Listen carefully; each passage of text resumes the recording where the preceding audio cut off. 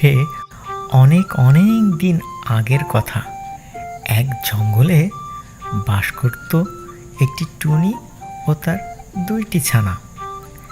টুনি তার ছানাদের নিয়ে খুব সুখেই দিন কাটাচ্ছিল, কিন্তু একদিন টুনির বাসার উপর নজর পড়ল একটি পাজি শিয়ালের।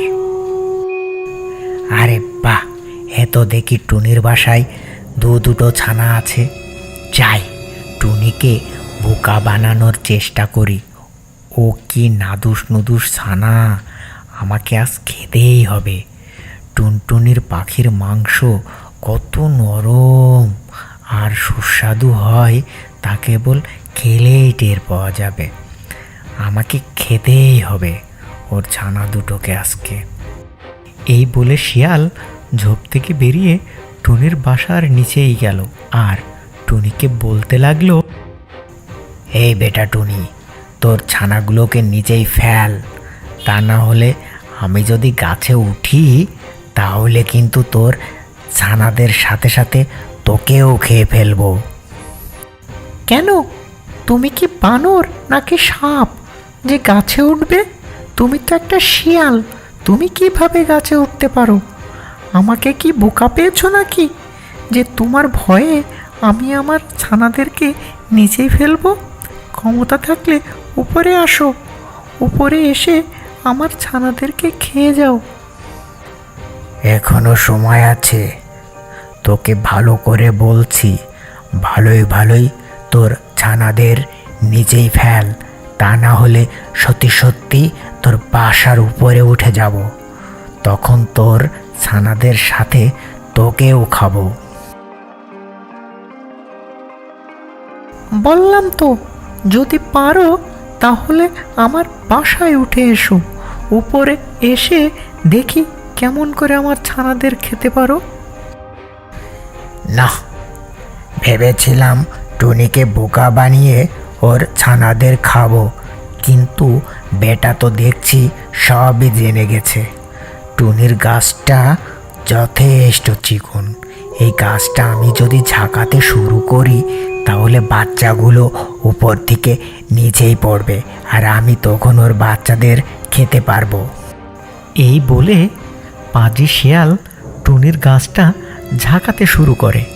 জোরে জোরে ঝাঁকুনির ফলে টুনির বাসা থেকে তার ছানা দুটি নিচেই পড়ে যায় আর দ্রুত শিয়াল ছানা দুটি খেয়ে ফেলে।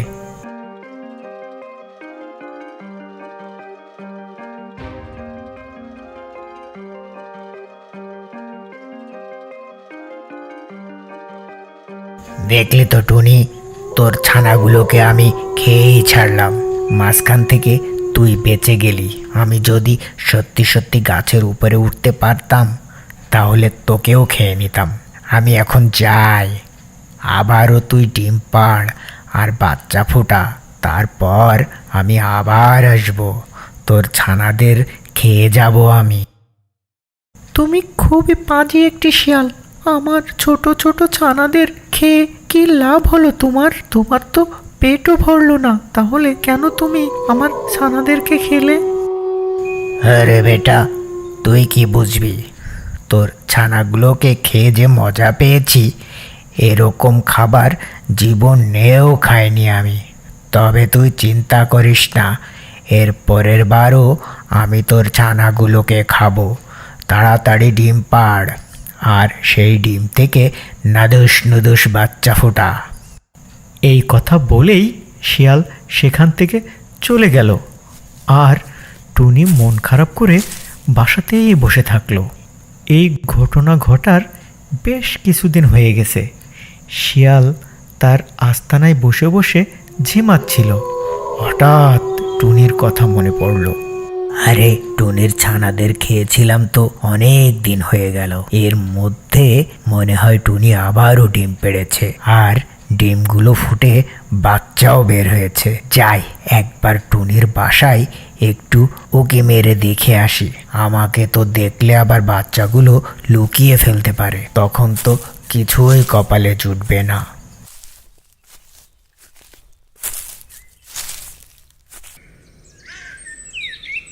এই বলে শিয়াল গেল টুনির বাসায়। আর এদিকে টুনি আরও দুটি ছানা ফুটিয়েছে। আগের মতোই টুনি তার ছানাগুলোকে পাহারা দিচ্ছিল।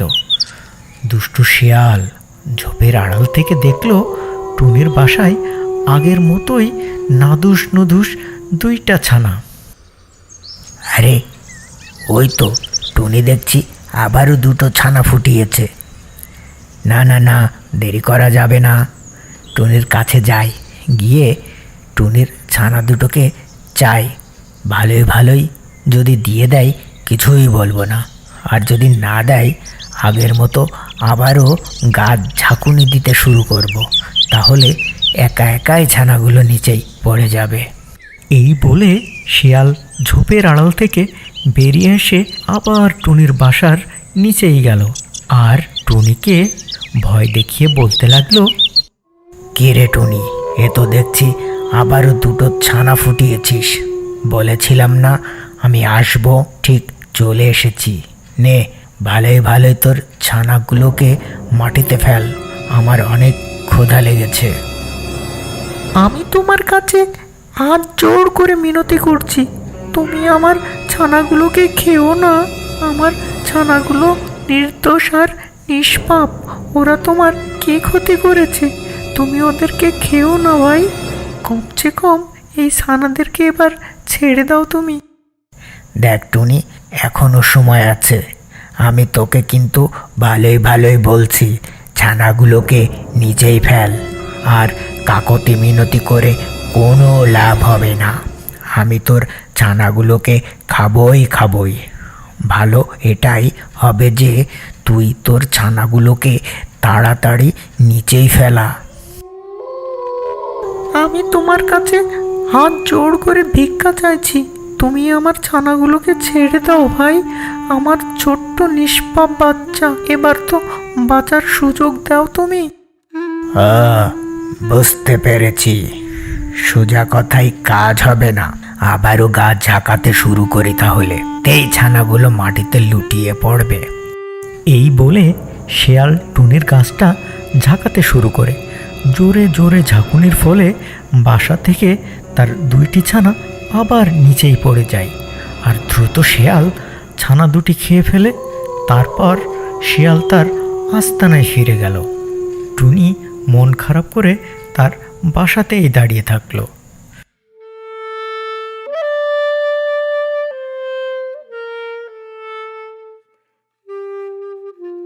পরের দিন টুনির বন্ধু কাক তার সাথে দেখা করতে আসে। কি হয়েছে বন্ধু তোমার, এত মন খারাপ কেন? আর তোমার ছানারা বা কোথায়?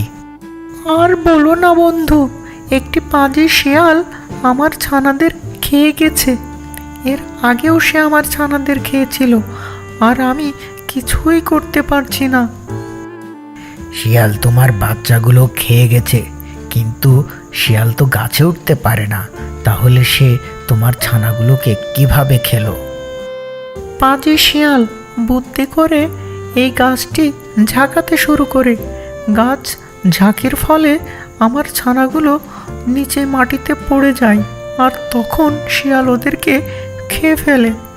আসলে আমার বাসার গাছটি অনেক চিকন, তাই শিয়াল ঝাঁকাতে পারে। ও, এইবার বুঝতে পেরেছি শিয়াল কি করে তোমার ছানাদেরকে খায়। তা কি ঠিক করবে বলে মনে করেছো? আমি বদলা নেব, বদলা যে করেই হোক শিয়ালের কাছ থেকে আমি বদলা নিব। পাজি শিয়াল দুবার আমার ছানাদেরকে খেয়ে ফেলেছে, কিছুতেই আমি ওকে ছাড়বো না। শিয়াল তো অনেক বুদ্ধিমান ও চালাক, তাই তুমি ওর সাথে কোনোভাবেই পেরে উঠতে পারবে না। তাহলে কিভাবে তুমি বদলা নিবে পরিকল্পনা করেছো তুমি? শিয়ালকে আমি যখনই সামনে পাবো তখনই ওর মাথাটা ঠুকরাতে থাকবো, আর ওর মাথা ঠুকরাতে ঠুকরাতে আমি ছিদ্র করে ফেলবো। তাহলে বেটা শিয়াল চরম শিক্ষা পাবে। আরে বোকার মতো কথা বলছো বন্ধু, তুমি যখনই ওর মাথা ঠুকরাতে যাবে তখনই তো ও তোমার কামড়িয়ে খেয়ে ফেলবে, তখন তুমি ওর খাবার হয়ে যাবে। আমার কথা শোনো, শিয়াল যখন ঘুমাবে তুমি তখন ওর একটা ছুরি নিয়ে গিয়ে ওর লেজ কেটে ফেলবে। তাহলে ওই শিয়ালের চরম শিক্ষা হবে। লেজ হচ্ছে শিয়ালের প্রিয় জিনিস। তুমি যদি ওটাকে কেটে ফেলো তাহলে ও আর মুখ দেখাতে পারবে না, আর লজ্জাতেই মারা যাবে। ঠিক বলেছ বন্ধু, এই কাজটাই করতে হবে। শিয়ালের লেজ কেটে দিলে শিয়াল কোনো মতে ওর মুখ দেখাতে পারবে না। তাহলে সুযোগ বুঝে শিয়ালের লেজ কাটতে হবে। এরকম বুদ্ধি দিয়ে কাক সেখান থেকে চলে যায়, আর টুনি একা একা সেখানে ভাবতে থাকে।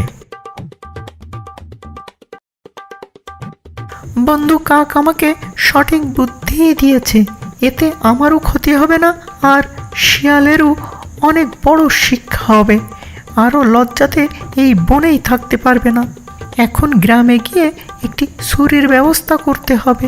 তারপর ওই ছুরি দিয়ে শিয়ালের লেজ কেটে দেব, তাহলেই হবে শিয়ালের উচিত শিক্ষা। এই বলে টুনি ছুরির ব্যবস্থা করতে পাশের গ্রামে যায়। আর এরপর একদিন শিয়াল খেয়ে দিয়ে মজা করে তার আস্তানায় ঘুমাচ্ছিল। তখনই টুনি একটি ধারালো ছুরি নিয়ে সেখানে চলে আসে, আর সুযোগ বুঝে শিয়ালের লেজ কেটে দেয়। আর শিয়ালেরও ঘুম ভেঙে যায়, আর টুনি দেরি না করে সেখান থেকে চলে যায়। হায় হায়, এ কি সর্বনাশ হলো! টুনি আমায় তো দেখছি লেজ কেটে নিয়ে গেল। এখন আমার কি হবে? লেজ ছাড়া এই জঙ্গলে আমি কিভাবে বের হব? আমি মুখ দেখাবো কি করে? আমার তো কোনো মান সম্মানই থাকলো না।